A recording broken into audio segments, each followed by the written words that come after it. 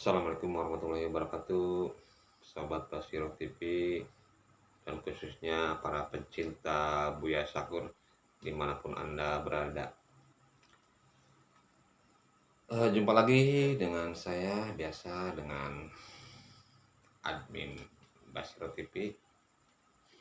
Ya, kali ini kita akan mengulas tentang pernyataan Buya Sakur yang sempat kontroversi ya, dianggap kontroversi sama sebagian orang.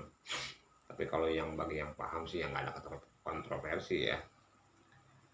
eh Yaitu pernyataan di mana pada saat Buya Sakur mengisi ceramah di Mabes Polri dengan tema moderasi beragama. Dari ceramah Buya Sakur banyak menuai kontroversi, terutama dari pihak-pihak yang memang dari awal juga memang tidak suka dengan Buya Sakur. Nah, di sini kita akan bahas kenapa alasan mereka yang ngeributin, yang mempermasalahkan, dan siapa mereka itu. Kita akan bahas ya. Oke, ya kita lanjut pembahasannya. Jadi siapa yang mempermasalahkan pernyataan Buya Sakur ini?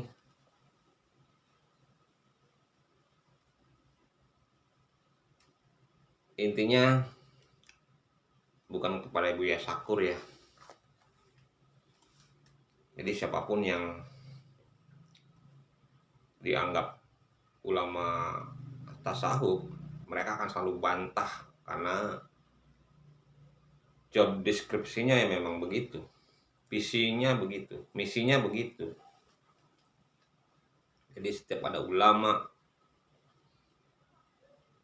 tasawuf, mereka akan bunuh karakternya supaya pemahamannya tidak meracuni bagi mereka ya, tidak meracuni ajaran-ajaran mereka yang sudah disebarkan. Jadi mereka semacam ada ketakutan. Kenapa merasa ketakut? Kenapa mereka merasa ketakutan ya? Karena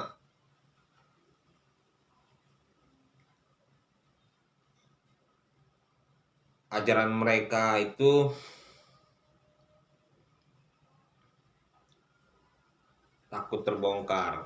Karena jujur mereka itu agama hanya sebagai alat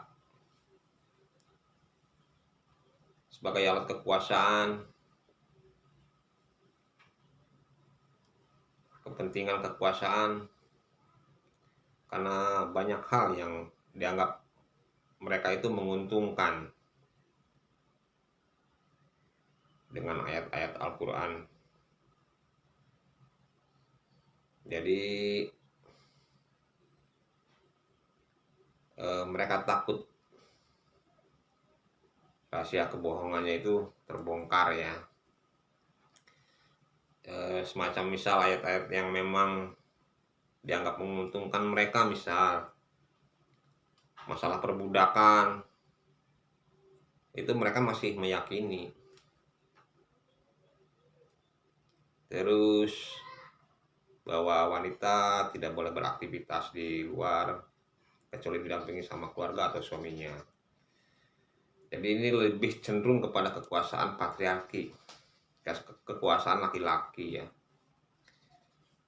Dimana kalau kita lihat ya memang yang memahami paham seperti itu ya berlaku seperti itu ya.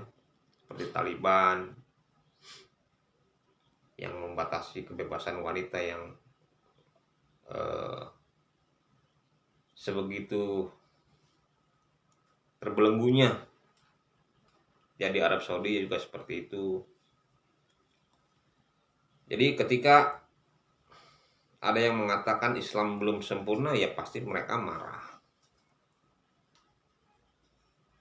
Karena apa ya? Bagi mereka ya hukum Allah lah yang sempurna.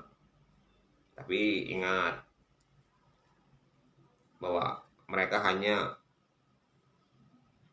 agama itu, ajaran itu sebagai kedok,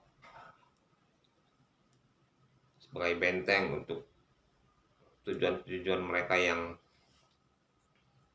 kurang baik. Jadi kita kalau tarik lagi sejarah ke belakang ya, bahwa ajaran ini atau paham ini kan bermula dari seorang yang bernama Ahmad bin Muljam, orang yang meyakini bahwa hukum tertinggi adalah hukum Allah, dan orang yang tidak menghukumi Allah, hukum Allah itu adalah kafir, dianggap menyimpang. Nah, ini terjadi kepada Sayyidina Ali, di mana Sayyidina Ali sampai dibunuh oleh Ahmad bin Muljam karena dianggap menyeleweng, tidak berdasarkan pada Al-Quran, tidak berdasarkan pada hukum Allah. Nah, Sayyidina Ali ini boleh dikatakan dari keempat sahabat Rasulullah adalah seorang ulama ya, karena yang tiga itu Umar, Utsman, dan Abu Bakar itu udah lebih kepada seorang negarawan atau politikus. Sementara yang boleh dikatakan ulama adalah Sayyidina Ali. Ini dimana yang pernah diucapkan oleh Rasulullah bahwa aku ini adalah gudangnya ilmu dan Ali adalah pintunya. Jadi boleh dibilang bahwa Sayyidina Ali ini adalah cikal bakal ulama sufi ya. Nah, jadi bisa kita tarik kesimpulan bahwa mereka ketika ada yang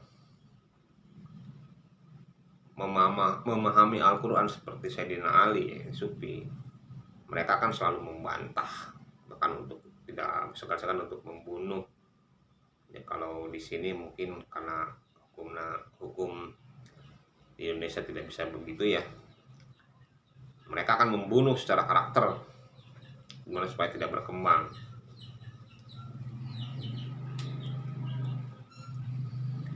Ya, kita balik lagi ke masa sekarang. Jadi dan pada pokok pembicaraan Buya Syakur yang dianggap kontroversi, yaitu soal la ilaha illallah adalah kalimat persatuan. Ya memang hakikatnya persatuan. Mereka juga sebetulnya memang kalau dibilang sih persatuan. Cuman kalau Buya Syakur dalam artian persatuan ini dalam kerangka nasionalisme ya, dalam keragaman yang mereka persatuan negara-negara dengan menghilangkan sekat-sekat nasionalisme, yaitu dengan membentuk suatu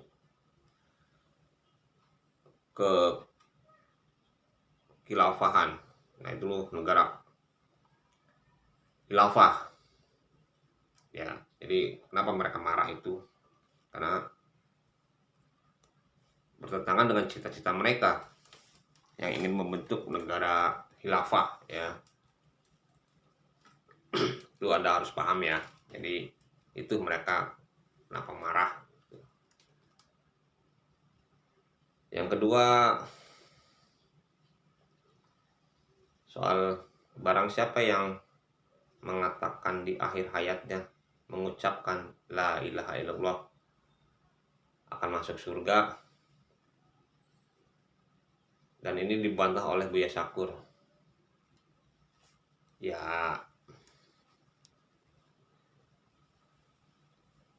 jelas mereka marah lah, karena dia kalau kita lihat kan mereka itu kan dengan panji-panjinya Rasulullah yang tulisannya la ilaha illallah, bahwa dengan sistem negara Islam, negara khilafah, semua akan masuk surga.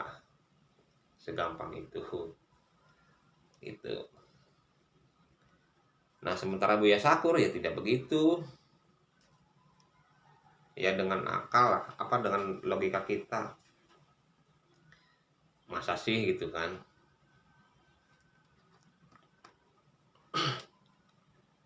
Orang tanpa berjuang, tanpa menegakkan keadilan, kemaslahatan, kebaikan kepada orang, kepada sesama, bisa masuk surga.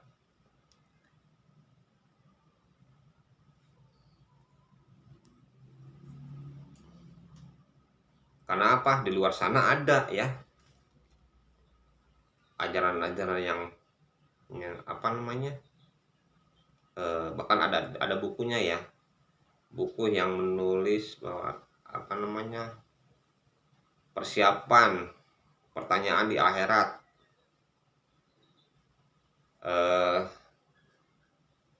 bahwa di akhirat nanti dipertanyakan begini, jawabannya ini nih. Agak lucu ya. Lu pikir nanti di sana itu yang bicara mulut? Kan tidak. Mulut dikunci, yang akan jawab itu para saksi ya. Mulut tangan, anggota tubuh kita yang akan bicara, bukan mulut kita. Tapi mereka meyakini ya kita harus tahu jawabannya untuk menghadapi malaikat. Dengan ini kunci jawabannya ini. Agak lucu ya. Baik,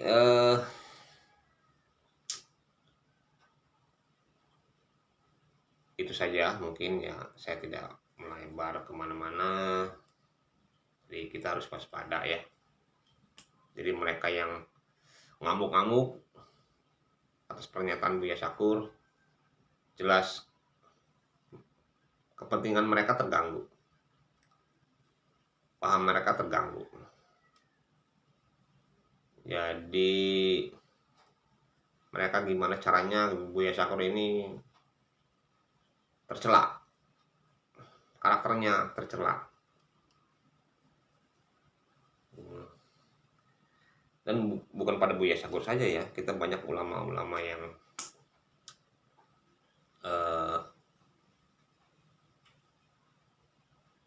ulama-ulama yang sufi lainnya gitu ya, tasawuf itu dianggap murtad, haram, khurafat gitu ya.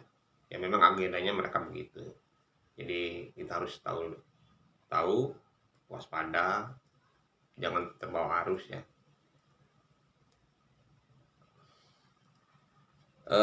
Baik, begitu saja dari saya. Mohon maaf kalau ada perkataan yang kurang berkenan. Sekali lagi, saya coba memahami pernyataan Buya Syakur, apa yang dimaksudnya. Sekian dulu, wabillahi taufiq wal hidayah. Wassalamualaikum warahmatullahi wabarakatuh.